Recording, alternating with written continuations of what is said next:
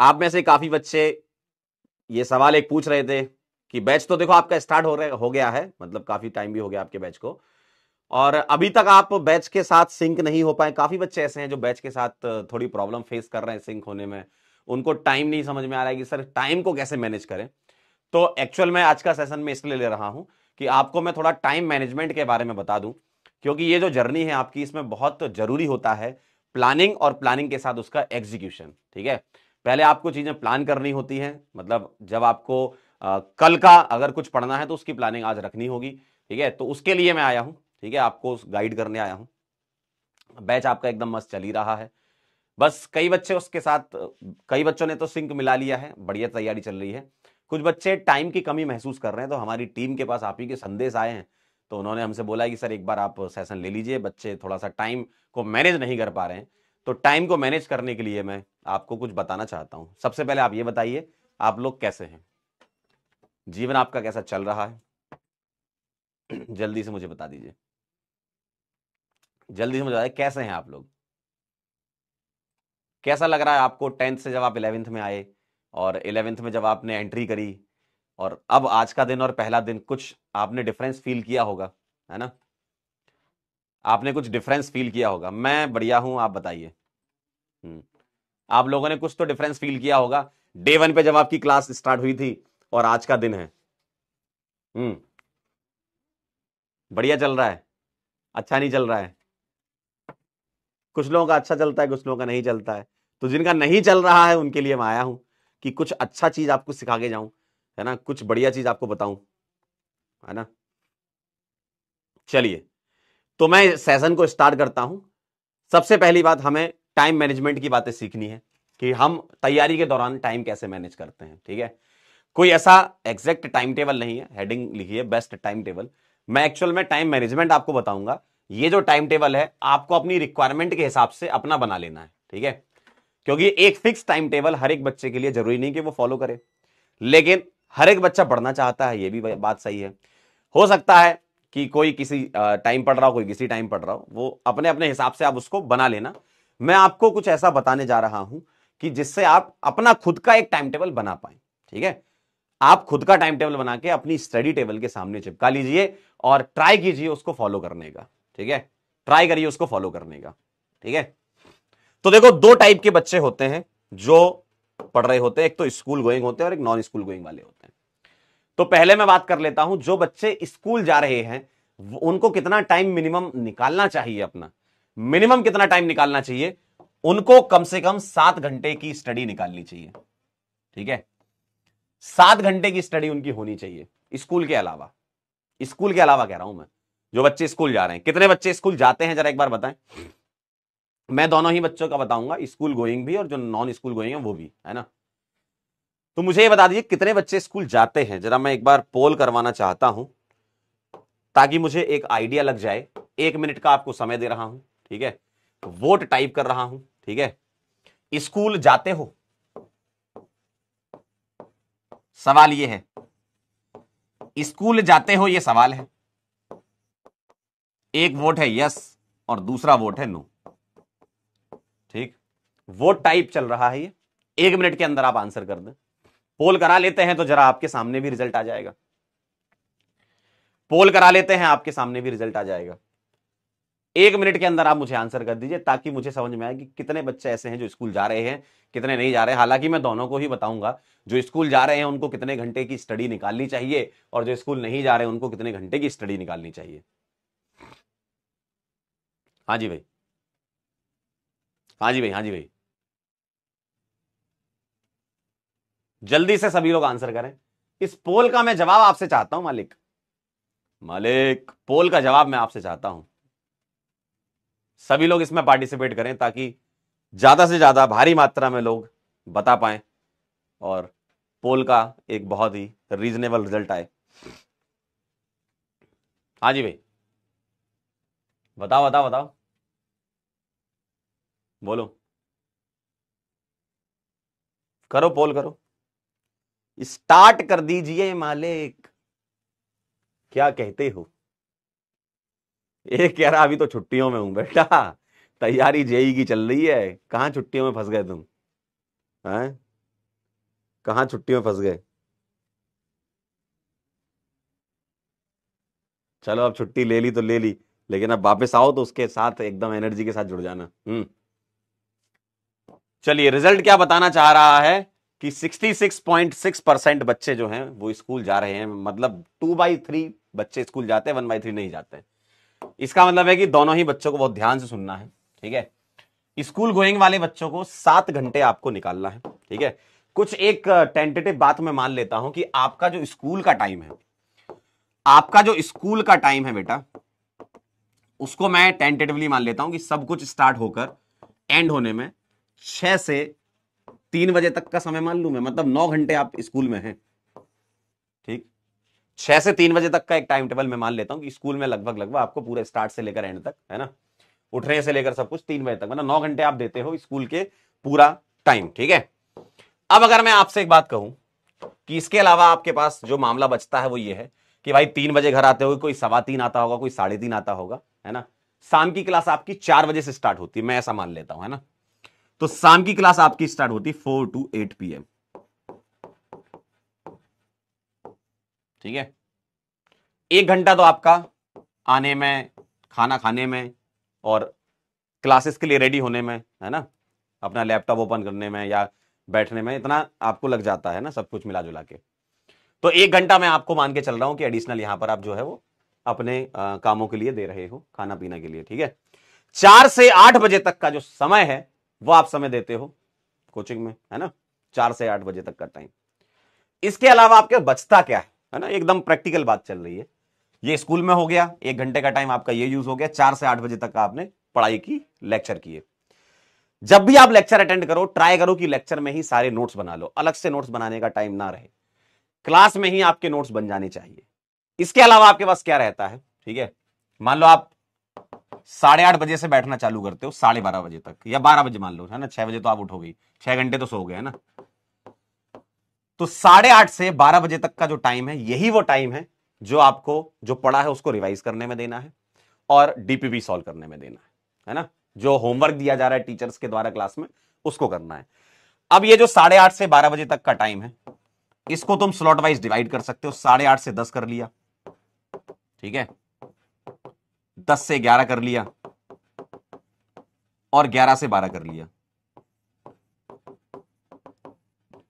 जो सब्जेक्ट आपका, आपके हिसाब से, फिजिक्स केमिस्ट्री और मैथ्स में आपके हिसाब से जो सब्जेक्ट आपका थोड़ा सा टाइम टेकिंग लग रहा है आपको, उसको आप इस स्लॉट में रखो, ठीक है। कोई एक ही होता है सब्जेक्ट जिसमें आपको थोड़ी तकलीफ होती है समझने में, है ना, और वो सबके साथ, किसी को फिजिक्स में होती, किसी को केमिस्ट्री, किसी को मैथ में होता है, ऐसा है ना। तो आप उसको यहां पर रख दीजिए, ये आपका जो सब्जेक्ट है, जो आपको लग रहा है कि नहीं इसमें थोड़ा एफर्ट डालना पड़ता है, ठीक है। तो अगर मैं आपसे बात करूं, ये जो टाइम दिया जा रहा है, ये आप किसके लिए टाइम दे रहे हो? रिवीजन और डीपीपी के लिए, है ना। आप देखो, अगर आप क्लास में अच्छे से पढ़ते हो ना, क्लास में सारी चीजें ध्यान समझते हो, तो आप 20 मिनट से 25 मिनट तक आप क्विक रिवीजन कर सकते हो पूरे लेक्चर का, है ना। तो आप 2 पार्ट में इसको डिवाइड कर लो कि भाई हम इसका आधा हिस्सा, या मान लो इसमें से 25 मिनट हम उसमें दे दें और 35 मिनट हम डीपीपी में दे दें, है ना। तो यहां पर आपको इसको 2 पार्ट में डिवाइड करके क्विक रिवीजन और उसके बाद डीपीपी सॉल्व करनी होगी, ठीक है। क्विक रिवीजन कर लीजिए और डीपीपी सॉल्व कर लीजिए, या सर ने कोई होमवर्क दिया है तो वो होमवर्क कर लीजिए, ठीक। ये कहानी है। अब सर बाकी के समय का हम क्या करें, बाकी समय हम कैसे निकालें कि आपको कुछ और करना हो? बेटा स्कूल में अगर हम बात बताएं, स्कूल में अगर बात बताएं, एटलीस्ट आप 9 से 3 बजे तक 1 आध घंटा तो निकाल सकते हो स्कूल के अंदर। कई लोग जो स्कूल जाते हैं उनको पता है ना, कि वो कम से कम 1 घंटा निकाल सकते हैं। तो स्कूल के अंदर आप ट्राई करो कि 1 घंटे का कुछ ऐसा समय निकले जो वो चीजें आपकी कवर करा दे, है ना। जैसे आपने डीपीपी सॉल्व किया, मान लो डीपीपी हो पाई, होमवर्क के सवाल नहीं हो पाए, है ना, या होमवर्क आधा ही हो पाया, 4 सवाल बच गए, सर ने 8 दिए थे, या डीपीपी में 10-12 सवाल थे, उसमें से 5-6 ही कर पाए थे तुम यहां पर, उसके बाद तुम्हारे 2-4 रह गए थे, तो वो वहां निपटा लो, है ना। तो मतलब जब तुम नेक्स्ट डे 4 बजे क्लास में आओगे तो सारी चीजें कंप्लीट करके आओगे, सारी चीजें आपकी कंप्लीट हो चुकी होंगी, और इसी साइकिल को आप रिपीट कर सकते हो, इसी साइकिल को आप रिपीट कर सकते हो, ठीक है। स्कूल का काम तो बेटा देखो स्कूल में ही करना होगा, और वो तुम्हें करना ही होगा। अब आप बोलो सर अपने पास तो टाइम ही नहीं बच रहा है बाकी चीजों के लिए। आप खुद बताओ, आप खुद बताओ, मैंने कोई नॉन प्रैक्टिकल चीज लिखी है क्या? जीवन में जो प्रैक्टिकल चीज है वही लिखी है ना। 6 घंटे तो सोओगे ना मालिक, 6 घंटे तो सोओगे ना। 12 बजे सोना है, 6 बजे उठना है, स्कूल के लिए तैयार होना है, 3 बजे वापस आना है, 4 बजे से आपको ऑनलाइन क्लासेस अटेंड करनी है अपनी, 8 बजे क्लास खत्म होनी है। उसके बाद क्या बचा? खाओगे, आधा घंटा खाने का भी है ना, थोड़ा रिलैक्स करने का भी है। उसका करोगे क्या? यही तो करोगे ना 8:30 से 12 तक, है ना। तो ये आपको मैनेज करना होगा। स्कूल का काम स्कूल में करना होगा। देखो जिस एग्जाम की आप तैयारी कर रहे हो उसमें सिलेक्शन रेशियो कम होता है, और जितनी मेहनत आप अभी कर रहे हो, आप बोलोगे सर हमारी तो सारी चीजें छूट गई हैं। बेटा आप करना पड़ेगा ये। आपके पास अब वो टाइम नहीं है उतना कि यार आप सोचो कि मैं सब कुछ कर लूं, कि सर मैं तो इसमें जो है अपनी हॉबी भी कर लूं। अभी टाइम ही नहीं बचा ना। आप बताओ कैसे हो पाएगा? तो अभी क्या है, अभी एग्जाम का टाइम, मतलब आपका जो एग्जाम आने वाला उसकी तैयारी का टाइम है ये। और जब आप ये तैयारी के दौरान गुजरते हो ना, आप ये बहुत ही रिगरसली, ये कोई आसान शेड्यूल नहीं है, ये बहुत रिगरस शेड्यूल है और इसको फॉलो करना ही होगा। इसके अलावा आपके पास ऑप्शन नहीं है, क्योंकि आपने सोचा, आपने चुना है कि मुझे इंजीनियर बनना है, मुझको आईआईटी में जाना है, मुझको एनआईटी में जाना है, या मुझे किसी अच्छे कॉलेज में जाना है, या आपने चुना है। तो आपको इस लेवल की मेहनत करनी होगी, इसके अलावा कुछ बचा नहीं है आपके पास। ठीक है। अब मैं आपको एक बात इसमें से कुछ निकाल देना चाहता हूं। क्या? मैं आपकी मदद यहां कर देता हूं, मैं आपकी हेल्प यहां कर रहा हूं। आप बोलो सर ये कुछ ज्यादा रिगरस दिख रहा है, तो इस चीज को थोड़ा सा और अच्छे से करते हैं। कैसे? स्कूल में आपकी अटेंडेंस मेरे ख्याल से 75% या 80% होती होगी, है ना, जहां तक मुझे लग रहा है। मिनिमम अटेंडेंस एक होती है ना। तो आप कुछ दिन चुरा लो। कैसे बचा सकते हो वो दिन? आप, आपके पास 7 दिन है ना, आपके पास 7 डेज हैं, जिसमें से एक दिन जो है वो संडे माना जाता है, सबको पता है ये। अब ये जो 6 दिन बचे, तो 6 दिन मत स्कूल जाओ। आप बोले सर आप तो स्कूल जाने से मना कर रहे हो। अब आपको पढ़ना है, कुछ समय निकालना है, तो थोड़ा चलना पड़ेगा ना। कोई हम टाइम खराब करने की थोड़ी कर रहे हैं, पढ़ने के लिए कर रहे हैं ना ये। तो 6 दिन में से एक दिन आप ऑफ ले लो। ठीक है, अगर स्कूल के मैनेजमेंट से बात हो जाती है तो बहुत अच्छी बात है, वरना आपको लेना होगा, है ना। एक दिन आप ऑफ ले लो, 5 दिन आपका स्कूल रहेगा। तो आपका जो बचा हुआ एक दिन है ना, इस एक दिन में आप कम से कम 12 घंटे निकालो, जो कि आपके, आप बोलते हो ना सर बैकलॉग हो गया था, सर हमारा कुछ पीछे क्लासेस का होमवर्क रह गया था, तो आपको ये एज अ बफर यूज करना है। 1 डे जो ऑफ ले रहे हो आप, उसको बफर की तरह। और आप खुद से सोच सकते हो कि अगर आप एक दिन ऑफ लोगे, ठीक है, 6 दिन में से, तो आपकी अटेंडेंस ऑटोमेटिकली 80% से ज्यादा है ना। मैथ्स वाले बच्चों कर सकते हो, अटेंडेंस आपकी ज्यादा है। तो ये जो 1 डे जो ऑफ लिया है, ठीक है, आपने जो 1 डे ऑफ लिया है ना, इसमें क्या कर सकते हो? आपने जो एक दिन ऑफ लिया है, इसमें क्या कर सकते हो? एटलीस्ट 12 घंटे तो निकालो आप, क्योंकि हमने ये ऑफ कोई मजे करने के लिए नहीं लिया है, ये हमने कुछ बैकलॉग या कुछ सवाल या कुछ कॉन्सेप्ट को रिवाइज करने के लिए लिया है ना। तो एटलीस्ट 12 आवर्स आप निकालिए, 12 घंटे आप निकालिए इसमें, कम से कम। मिनिमम कह रहा हूं मैं, कम से कम 12 घंटे आप निकालिए इसमें। इसमें आप अलग अलग स्लॉट बना सकते हैं, 3-3 घंटे के, 3+3+3+3। ठीक है, इस तरीके से आप स्लॉट बना लीजिए। इसको स्लॉट 1 बोल रहा हूं, इसको स्लॉट 2 कह रहा हूं, इसको स्लॉट 3 कह रहा हूं, और इसको स्लॉट 4 कह रहा हूं। ठीक, आपका पूरे हफ्ते में से जो भी दिन आपने चुना है ये, उसके प्रीवियस जितने भी दिन का कुछ ना कुछ रह गया, मान लो कहीं कुछ होमवर्क रह गया, मान लो स्लॉट 1 में आपने होमवर्क कर लिया कंप्लीट, डीपीपी कर ली, ठीक है, पीछे का रिवीजन कर लिया। स्लॉट 2 में आपने कुछ बैकलॉग था वो क्लियर कर लिया, है ना। स्लॉट 3 में आपने कुछ अच्छे एडवांस लेवल के प्रॉब्लम्स लगा लिए। ठीक है, स्लॉट 4 में आपके कुछ नोट्स, मान लो कहीं कुछ रह गए थे कि कुछ शॉर्ट नोट्स आपको नहीं बन पाए थे, तो शॉर्ट नोट्स आप इसमें बना लीजिए, है ना। ये आप वेरियस चीजें कर सकते हैं, और ये स्लॉट आप वेरी भी कर सकते हो सकता है किसी के नोट्स बन चुके हो, तो आप इन दोनों स्लॉट में एडवांस के सवाल लगा लो। आपका मान लो एडवांस के सवाल आप शुरुआत में करना चाहते हो, तो दूसरे स्लॉट में बैकलॉग या पीछे का रिवीजन कर लो, मतलब वो आप अपने हिसाब से मैनेज कर लो, है ना। कम से कम आप ये निकाल सकते हो, 3+3+3+3 इतना निकाल लो आप। ठीक है, अगर मैं ये भी मान के चलता हूं कि आप 8 घंटे सो रहे हो, ठीक, तो आपको ये जो 12 घंटे निकालना है ये 16 घंटे में से निकालना है ना। अगर आप 8 घंटे सो रहे हो तो भी मैं ये मान के चलता हूं कि भाई 12 घंटे आप आराम से निकाल सकते हो आउट ऑफ 16 आवर्स, है ना। ये उस दिन की बात है कि जिस दिन आपका ऑफ था, जिस दिन आपका ऑफ था। और अब जो स्कूल नहीं जा रहे हैं वो क्या करेंगे, जो बच्चे यहां एक दिन करते थे वो उनको डेली करना होगा, उनको उस चीज का फायदा है, जो नहीं जा रहे हैं, है ना। तो यहां जो एक दिन जो ऑफर था ना आपका,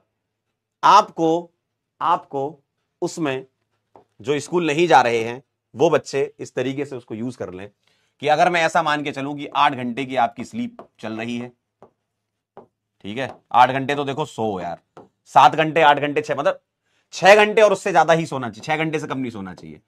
अब हर एक का अपना बॉडी साइकिल होता है, कोई 6 घंटे भी सो लेता है, ठीक है, कोई 7 घंटे, कोई 8 घंटे, है ना। मतलब 6 घंटे से 8 घंटे तक आप नींद लीजिए, 8 से ज्यादा मत लीजिए, 6 से कम मत लीजिए, है ना। इतना मैं मान के चलता हूं कि आपका स्लीप साइकिल ऐसा होना चाहिए। तो मैं ये मान के चल रहा हूं कि आप 8 घंटे सो लें, आपके बच्चे 16 घंटे जो स्कूल नहीं जा रहे, उसमें से अगर मैं 4 से 8 बजे तक का टाइम आपका निकाल दूं, है ना, 4 घंटे का, तो आपके पास बचे 12 घंटे, ठीक है। अगर मैं ये निकाल देता हूं तो आपके बचे 12 घंटे। अब इन 12 घंटे में से जैसे आपने वहां पर 3-3 के स्लॉट बनाए थे, यहां आप 2-2 के स्लॉट बना लो, ठीक, 2-2 के अलग अलग स्लॉट बना लो, तो आपके ये हो गए 10 आउट ऑफ 12 आवर्स, ठीक। अपार्ट फ्रॉम कोचिंग, मतलब आपका जो क्लास चल रही है उसके अलावा आपके पास अलग अलग स्लॉट है। अब ये स्लॉट 1 हो गया आपका, ये स्लॉट 2 हो गया। आप चाहो तो 3-3 घंटे के भी बना सकते हो, 3-3-3 और 1 बना लो, ऐसा, है ना। मैं एक आपको बेसिक आइडिया दे रहा हूं कि किस तरीके से आप अप्रोच कर सकते हो। तो आपने 2-2 घंटे के स्लॉट बना लिया। अब इधर आपने क्या कर रहे हो, देखो, ये आप डेली इतना टाइम निकाल रहे हो, है ना, 10 घंटा आप डेली निकाल रहे हो, 4 घंटा आपकी डेली कोचिंग चल रही है। आप यहां पर होमवर्क कर सकते हो, डीपीपी कर सकते हो, रिवीजन कर सकते हो, है ना, आप बैकलॉग कर सकते हो, ठीक है, आप एडवांस लेवल प्रॉब्लम सॉल्व कर सकते हो, ठीक है, आप यहां पर शॉर्ट नोट्स अपने बना सकते हो, ठीक है। और इसमें हो सकता है आपका कोई वीक चैप्टर हो, उसको आप टाइम देना चाहते हो ज्यादा, तो वीक चैप्टर्स को टाइम दीजिए, क्योंकि आपके लिए हर एक चैप्टर इक्वली इंपॉर्टेंट है। और इसको आप किसी भी सीक्वेंस में सेट कर सकते हो, ठीक है, इसको आप किसी भी सीक्वेंस में सेट कर सकते हो। अब आप बोलोगे सर सिर्फ पढ़ाई ही हो रही है, तो बेटा 2 साल की मेहनत है, ये जो 2 साल हैं आपके, यही आपकी मेहनत है जो आपको एडवांस क्रैक कराएगी, तभी कर पाओगे आप। इतना आसान काम नहीं है, क्योंकि आपको जिस एग्जाम की आप तैयारी करो, पहले आप ये समझो वो एग्जाम आसान नहीं है, लेकिन आप अपने प्लानिंग से, उसके एग्जीक्यूशन से एक पाथ जो है उसको स्मूथ बना सकते हो। तकलीफें आएंगी, उससे तुम्हें लड़ना है। आपका जीवन आसान नहीं होने वाला है, क्योंकि आपने जेई चुना है। इसका मतलब यह है कि आपके पास कोई ऑप्शन नहीं है, सिर्फ पढ़ना है। पढ़ाई पढ़ाई पढ़ाई और पढ़ाई, सिर्फ 2 साल इसमें लगा दीजिए। कॉलेज में जाएंगे ना आप, आपको बहुत सारी चीजें मिलेंगी, बहुत कुछ करने को। आप कोई भी कॉलेज उठा के देख लो, जितने भी आईआईटी हो या एनआईटी हो, बहुत बढ़िया फैसिलिटीज वहां पर रहती है कॉलेज में।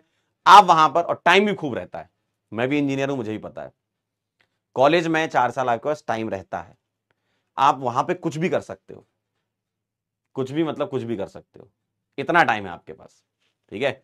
तो सिर्फ आपके पास ये 2 साल है, 2 साल एकदम कड़ी मेहनत कर लीजिए। एक बार गेट के उस तरफ चले जाइए, कॉलेज के गेट के आप उस तरफ चले गए ना, उसके बाद आपको सम्मान भी मिलता है, ठीक है, उसके बाद आपको टाइम भी मिलता है, और उसके बाद आप अपने हॉबी को भी, जो भी आपकी हॉबी, कोई कह रहा है मेरे को गिटार बजाना आता है, कोई कह रहा है मेरे को स्विमिंग आती है, मुझे उसको इंप्रूव करना है, ये सब काम बाद के हैं। आप बस थोड़ा सा फोकस होकर के 2 साल दे दीजिए। आप ये समझ लीजिए कि मेरा जीवन का जो जीवन काल आपका है, उसमें से 2 साल इसी के लिए लिखा हुआ था, सिर्फ इसी के लिए लिखा हुआ था। आप कुछ भी इधर उधर की बातें ना सोचें। आपने बैच लिया है, इस बैच को डेडिकेटली फॉलो करें। सब लोग एकदम धुआंधार हैं, और आपको उस कॉलेज में पहुंचाने के लिए कैपेबल टीचर ही यहां पर मिलते हैं। तो आप ये समझ लीजिए कि आप सही जगह हैं, बस इसको यूज करना है टाइम को। आपको अपने टाइम को कैसे मैनेज करना है वो मैंने आपको बातें बता दी हैं। स्लॉट वाइज आप पढ़ाई करिए, आप अपने अपने हिसाब से अपने स्लॉट सेट कर लीजिए।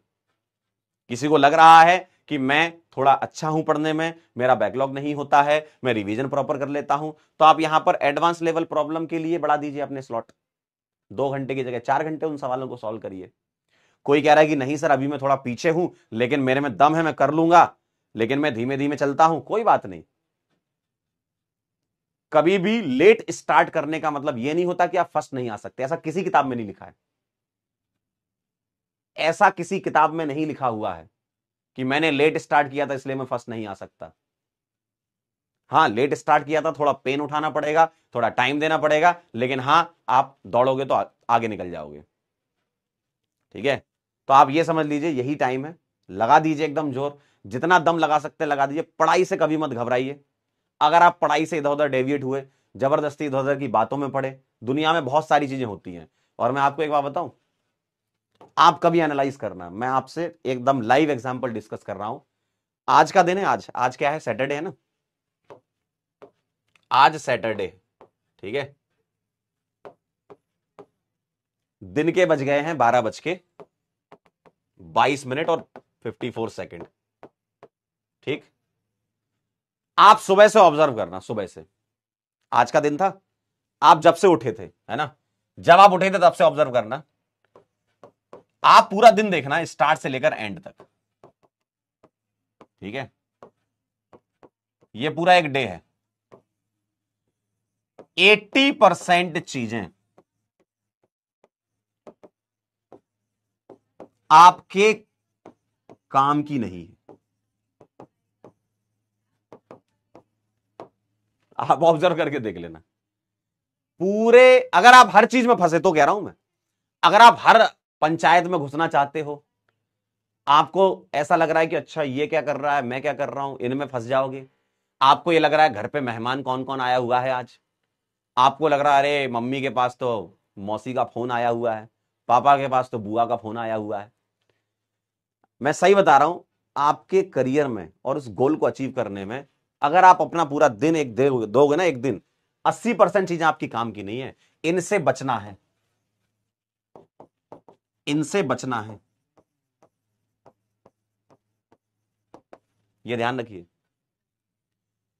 अब दूसरा ज्ञान सुनिए मेरा, अगर आप बिना ओवर थिंकिंग के, ठीक है, बिना डिस्ट्रैक्शन के चीजों को करना चाहते हैं ना, तो सबसे जरूरी काम उठने के बाद करो। आपके जीवन का जो भी जरूरी काम है, और जरूरी पढ़ाई है ना, अब उस पढ़ाई के अंदर क्या जरूरी है, फिजिक्स जरूरी है तुम्हारे लिए, केमिस्ट्री है या मैथ है या जिसमें तकलीफ आ रही है वो, तो उन चीजों को सबसे पहले सुबह सुबह निपटाओ। एक बहुत बड़ा बर्डन लेकर के आप अगर दिन भर बैठोगे, कई बार हमको लगता है कि यार इसको कर लेंगे, करते हैं, अभी तो 12 ही बजा है, अभी तो 1 ही बजा है, 2 बजा है, शाम को करेंगे, 4 बजे करेंगे, 6:30 बजे करेंगे, 8 बजे करेंगे, और तब तक अगर नहीं होता है ना, तो आप दिमाग को जबरदस्ती अनरेस्ट में लाते हो, फिर आपकी ओवर थिंकिंग चालू होती है, फिर आपका डिस्ट्रैक्शन चालू होता है, फिर दिमाग अपने आप को समझाने के लिए आसान रास्ते ढूंढता है, फिर आप टाइम खराब कर देते हो।